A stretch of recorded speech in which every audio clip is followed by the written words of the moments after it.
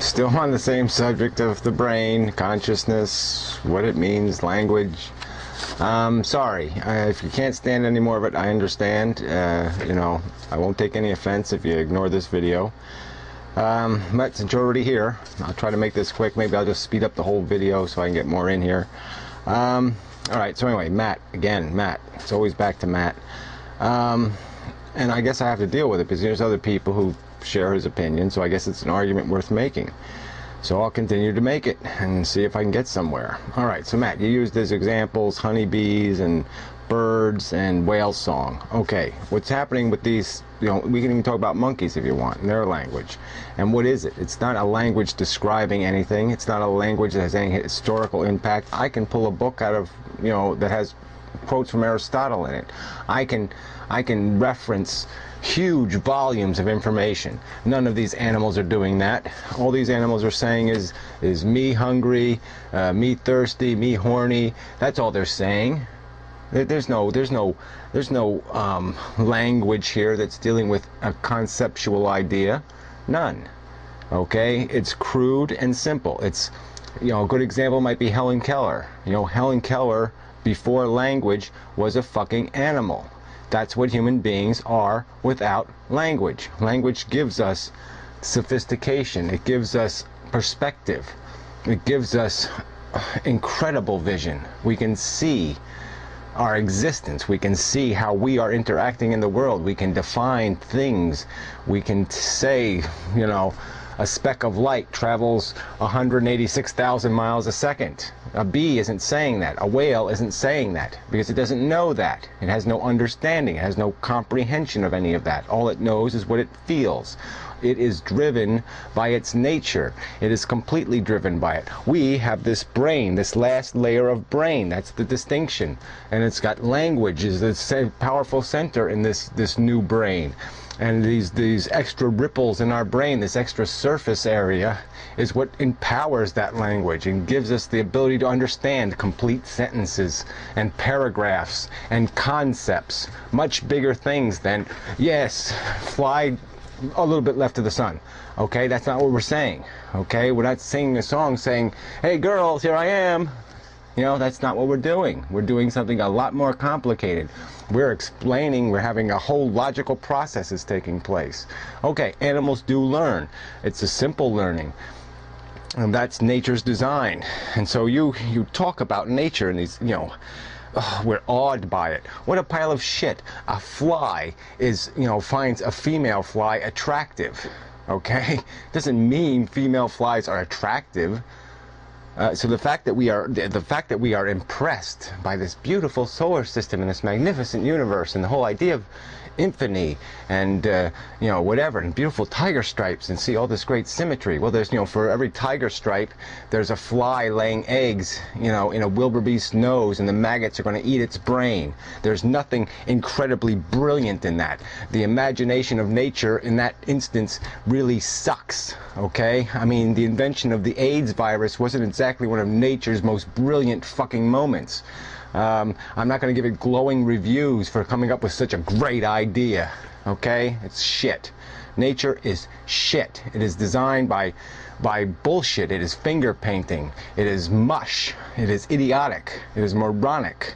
And to sit there and glorify it, you know, as if this is this tremendous symmetry. It's there because you're seeing it. You're looking for it. You're trying to find it. It's not there in itself.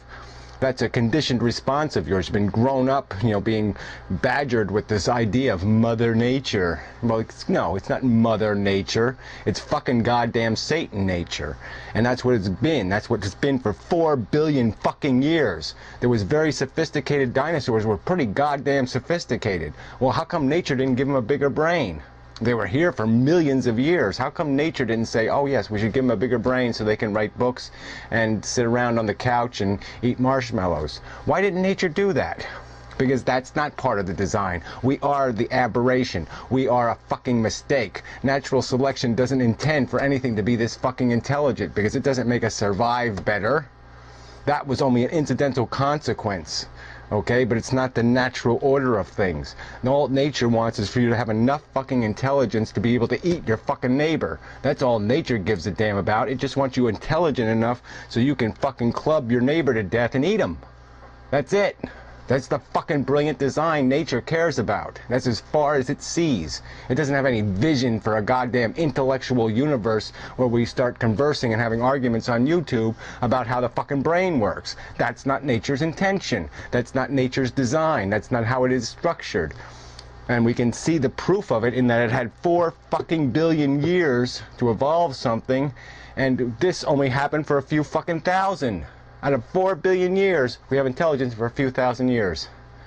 Out of 4 billion fucking years. All right. Take a breath. Okay. So, the truth. You say the truth is something to be experienced, not something to be defined or understood or logically expanded. That's what the truth fucking is. It's something for us to understand. That's the whole fucking goddamn... That's exactly the point of this extra intelligence, is that once you have it, once you're capable of structuring these sentences, of making these words that have definitions, and in turn having sentences made of words that have definitions, something that no other animal is doing but us, that gives you the capacity to understand the world you live in. It gives you a capacity to interact with it in this much more elaborate way. And you have to have the brain to do it, because, you know, we can't teach a gorilla language. We can only give it a few friggin' words.